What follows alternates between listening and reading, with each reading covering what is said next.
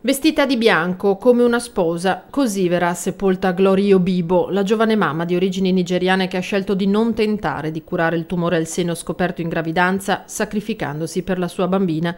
In molti, domani mattina alle 10:30 ad Osson, vorranno dirle addio, colpiti dal coraggio e dall'amore di Glory per la sua piccola Greta.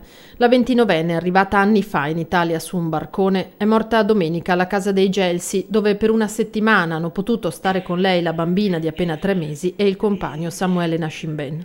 Gloria era molto felice di questo perché le sembrava di essere a casa. Ho passato una settimana qui tutti assieme finché poi sabato la sua malattia ha avuto un decorso molto veloce e ce l'ha portata via in modo fulmineo.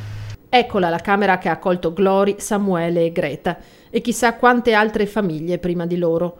Una stanza che diventa casa, una parentesi brevissima di normalità. Noi pensiamo che il segreto sia veramente nell'accoglienza e accoglienza vuol dire accogliere le persone, non solo il malato ma anche i familiari nella loro globalità, tutti. Quindi sia il malato che i familiari sono coinvolti, sono presi per mano e accompagnati lungo il percorso di malattia. Solo se si coinvolge il malato e la sua famiglia si possono attivare delle risorse anche inaspettate in chi stiamo seguendo, perché si sente accolto, sostenuto e sicuro. I bambini sono legittimati a essere bambini, a essere figli e a essere parte viva nel percorso di malattia della famiglia e del malato. Questo consente di rendere il percorso di cura nell'apice massimo della naturalità.